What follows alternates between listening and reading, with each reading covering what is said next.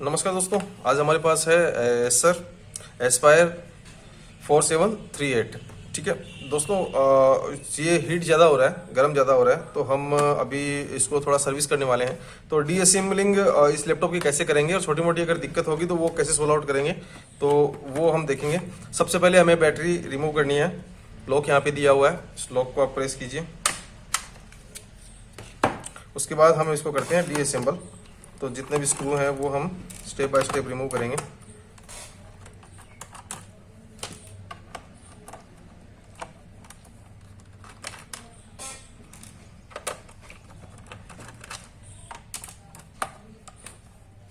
DVD writer का screw है। अगर आपको डीवीडी राइटर बाहर निकालना है तो ये आपको स्क्रू खोलना होगा।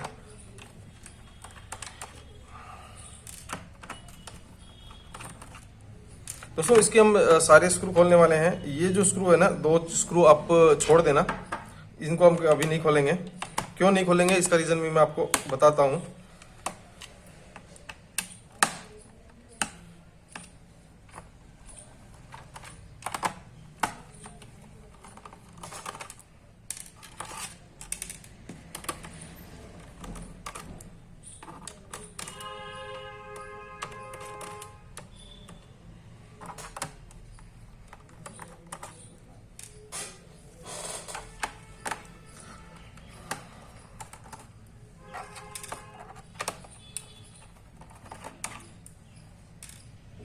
स्क्रू एक बार अच्छे से चेक भी कर लेना कि कोई स्क्रू रह नहीं जाए।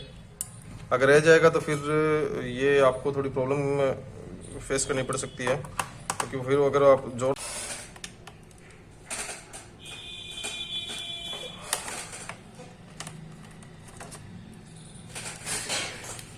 अब हमने ये दो स्क्रू नहीं खोले हैं। ये स्क्रू क्यों नहीं खोले इसका रीज़न मैं अभी आपको बता देता हूँ। जो वो दो स्क्रू थे वो हिंजेस के थे, और मुझे अभी एक चीज़ नोटिस मैंने की है कि जो कीबोर्ड है ये ऊपर से लगा हुआ कीबोर्ड है। तो अगर ऊपर से लगा हुआ कीबोर्ड है तो इसको भी हम बाहर निकालेंगे।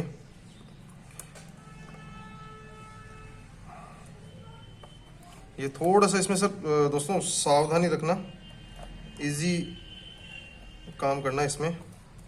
कीबोर्ड बाहर निकालने में अगर छोटी सी भी गलती होगी तो कोई ना कोई बटन हाथ में आ जाएगा, और अगर बटन हाथ में आता है तो फिर दिक्कत वाला काम है। इसको हम थोड़ा सा टेढ़ा कर लेते हैं।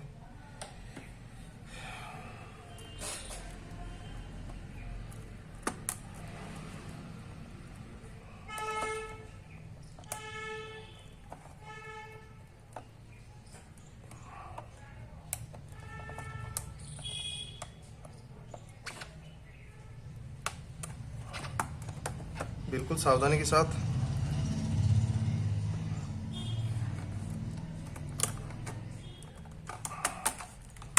और ये कीबोर्ड हमने आउट कर लिया इसका। और यहाँ पे पहले चेक कर लेंगे कि एक स्क्रू नहीं है। ठीक है दोस्तों, अब एक चीज़ का ध्यान रखना, यहाँ पे बिल्कुल भी स्क्रू नहीं है, तो आप इसको इजीली रिमूव कर सकते हैं।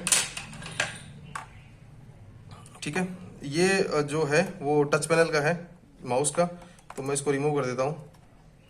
और दूसरा कुछ इसमें रिमूव करने जैसा कुछ भी नहीं है, तो आपको कुछ करने की ज़रूरत नहीं है। चलिए अब इसका वापस से बैक साइड पे आते हैं, और बैक साइड पे आने के बाद जो स्क्रू बचे हुए हैं वो भी निकाल लेते हैं। जो हिंज के स्क्रू बच गए थे तो मैं ये भी खोल रहा हूँ। लगाएंगे तो वो लॉक टूट जाएगा उसका। ये दोनों स्क्रू खोलने के बाद एक स्क्रू अभी भी हमारे पास बचा हुआ है, इसको थोड़ा खोल लेते हैं। चलिए एक बार अच्छी तरीके से चेक कर लें, कहीं भी स्क्रू नहीं है ना। स्क्रू अगर कहीं भी नहीं है तो उसके बाद आप एक चीज़ पे नोटिस कर सकते हैं, ये हमें डीवीडी जो राइटर लगा हुआ है इसको बाहर निकालना है।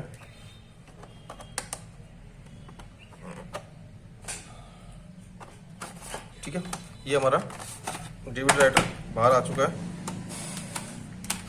अब बैक साइड जो है इसको इजीली हम इसको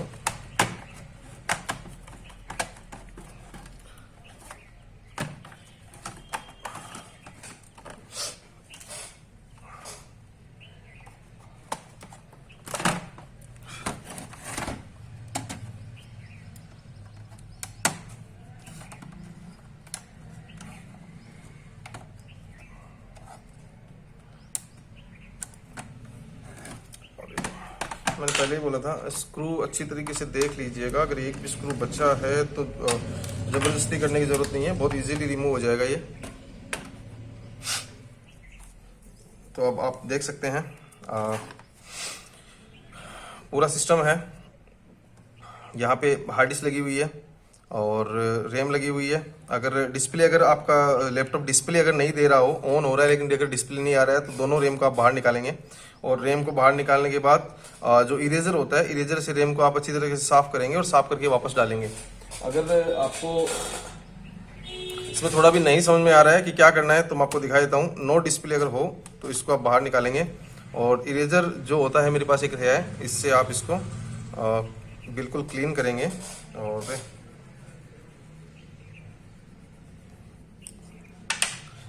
बिल्कुल क्लीन करने के बाद आप इस पर इसको वापस से इंस्टॉल कर दीजिए।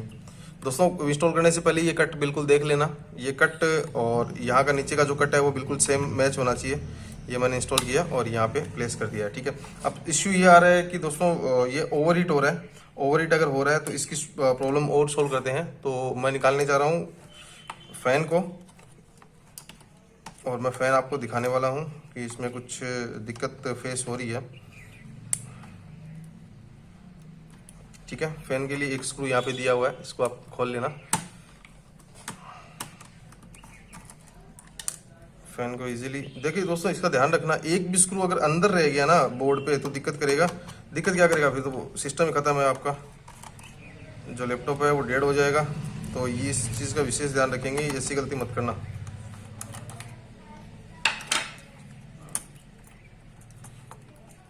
ये मैंने इसको सेफली रिमूव कर लिया है, ठीक है। अब मेरे को जहाँ पे इसमें प्रॉब्लम लग रही है तो वो आपको मैं भी सॉल्व कर दिखा देता हूँ, आप देख लेना। एक स्क्रू इसका यहाँ पे दिया हुआ है। सारे स्क्रू खोलने के बाद एक छोटा सा लॉक जो मुझे मिलने वाला है वो यहाँ पे है। इस लॉक से हम इसको ऊपर उठाएंगे और इस साइड कहीं भी लॉक नहीं है। चलिए, अच्छी बात है। अब दोस्तों, इसमें आप जब इसको देखेंगे तो एक चीज़ का आप ध्यान रखें,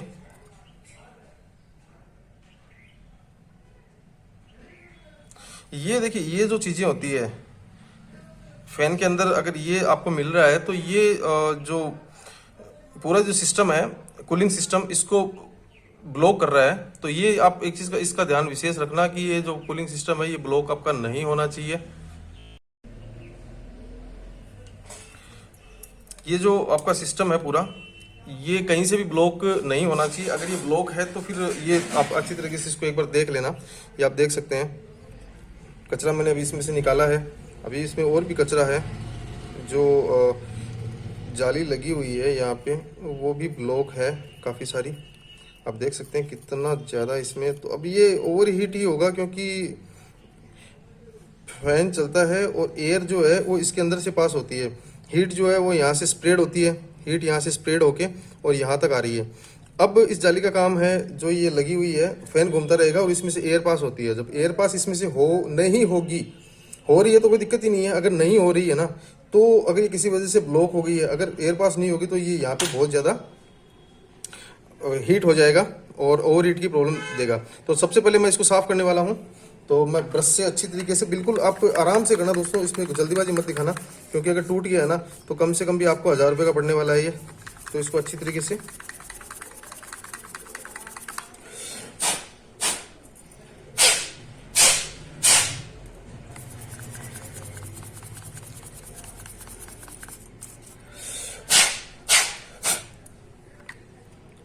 अब आप देख सकते हैं बिल्कुल क्लियर हो गया है।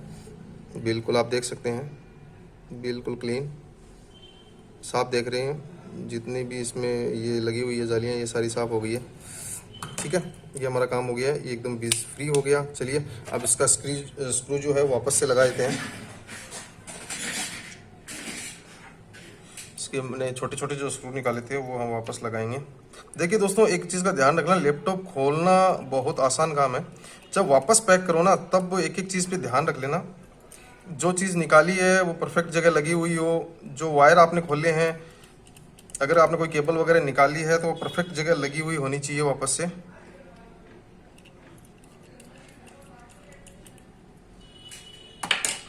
ये काम फैन हमारा रेडी है। अब ये ओवर हीट बिल्कुल नहीं होगा, मैंने आपको दिखा दिया है इसका सोल्यूशन कैसे करना है। अब पेस्ट तो आप देख सकते हैं बिल्कुल सूखा हुआ है, तो हम यहाँ पे पेस्ट भी रिप्लेस करेंगे। हीटिंग पेस्ट मैं रखता हूँ अपने पास, और अगर आपके पास नहीं हो तो आप किसी शॉप से ले सकते हैं थोड़ा सा। और अगर ये आप काम करने जा रहे हो तो ये चीज़ का ध्यान रखना कि आप पहले से ही थोड़ा सा इसको ले लें।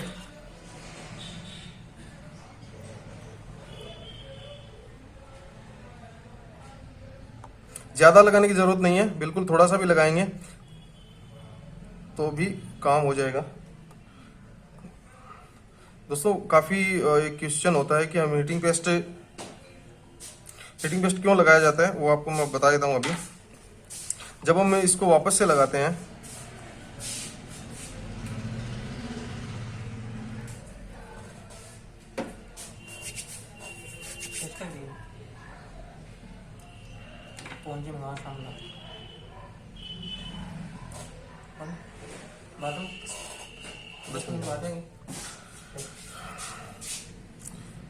हीटिंग पेस्ट मैंने अभी यहाँ पे इम्प्लीमेंट किया है और मैं इसको वापस से लगाने जा रहा हूँ। अब क्यों लगाते हैं, हीटिंग पेस्ट क्यों लगाया जाता है वो समझ लीजिए।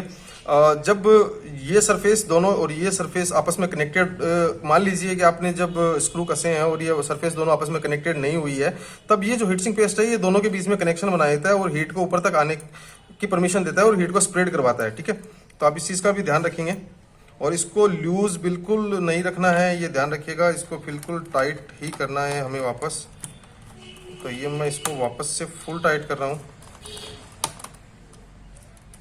प्रोसेसर की जो ऊपर की सरफेस है वो प्लस हीटसिंक की जो नीचे की सरफेस है वो आपस में प्रॉपर्ली कनेक्टेड होनी जरूरी है, अगर नहीं होगी तो दिक्कत है।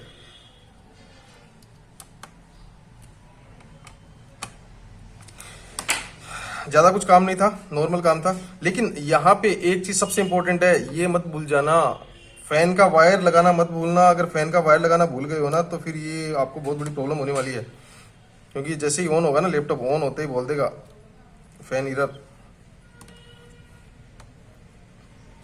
और ये मैंने अपने काम सारे यहाँ पे परफेक्टली इसके नीचे से इसके ऊपर, मैं इसीलिए बोल रहा हूँ जब पैकिंग करो ना तब विशेष ध्यान रखना, पैकिंग परफेक्ट होनी चाहिए। पैकिंग परफेक्ट नहीं होगी तो प्रॉब्लम आएगी। और ये स्क्रू जो मैंने अभी खोला था वो वापस से, काम हमारा हो गया है, ये बिल्कुल रेडी है। और एक चीज़ यहाँ पे नोटिस करने वाली चीज़ थी, अगर आप कीबोर्ड ना भी हटाते ना तो भी आपका काम हो जाता। इस लैपटॉप के मॉडल नंबर, जो ये मॉडल नंबर है, इसमें अगर आप कीबोर्ड नहीं भी हटाओगे ना तो भी आपका काम हो जाएगा। तो आप इस चीज़ का ध्यान रखना। मुझे पता नहीं था तो मैंने इसको पूरा खोल लिया, और ये चीज़ आपको पता होनी चाहिए। और इस वीडियो से आपको पता चल ही जाएगा कि अगर कीबोर्ड ना भी खोलते तो काम हो जाता। ठीक है, चलिए, डस्ट थोड़ी बहुत है तो मैं इसको थोड़ा सा क्लीन कर लेता हूँ।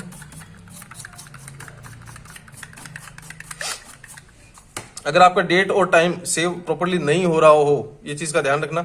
अगर आपका डेट और टाइम प्रॉपर्ली सेव नहीं हो रहा हो तो यहाँ पे सीमोस बैटरी लगी हुई है, इसको आपको चेंज करना है। जैसे ही आप इसको चेंज करेंगे तो आपका काम हो जाएगा। डिस्प्ले अगर नहीं आ रहा है तो सबसे पहले रैम दोनों है उसको साफ करके जैसे आप लगाएंगे और 99% आपका डिस्प्ले आ जाएगा। ठीक है, और इसमें और इम्पोर्टेंट क्या है, हाँ, अगर आपको हार्ड डिस्क बाहर निकालनी है तो हार्ड डिस्क यहाँ पे लगी हुई है, आप इसको इजीली बाहर निकाल सकते हैं। ये तीनों चारों चीज़ें मैंने आपको बता दी है। ओवर हीट हो रहा हो तो फैन को साफ करना है, डिस्प्ले नहीं आ रहा हो तो रैम निकाल के वापस डाल के देखनी है एक बार, क्लीन करके। इरेजर मैंने आपको जैसे बताया था, इरेजर से क्लीन करेंगे। और ये यहाँ पे हार्ड डिस्क लगी हुई है। NVMe या M.2 का इसमें पोर्ट नहीं है तो आपको ढूंढने की कोई ज़रूरत भी नहीं है, क्योंकि अगर आपको SSD इंस्टॉल करना चाहते हैं तो SSD यहीं पर इंस्टॉल होगी। ठीक है दोस्तों, चलिए अब इसको वापस से पैक करते हैं बिल्कुल ईजीली। तो ये अपना काम हो गया है। जब भी लैपटॉप खोलो तो बिल्कुल आराम से काम करना है, ऐसा नहीं हो थोड़ी भी अगर जल्दीबाजी दिखाओगे तो प्रॉब्लम हो जाएगी।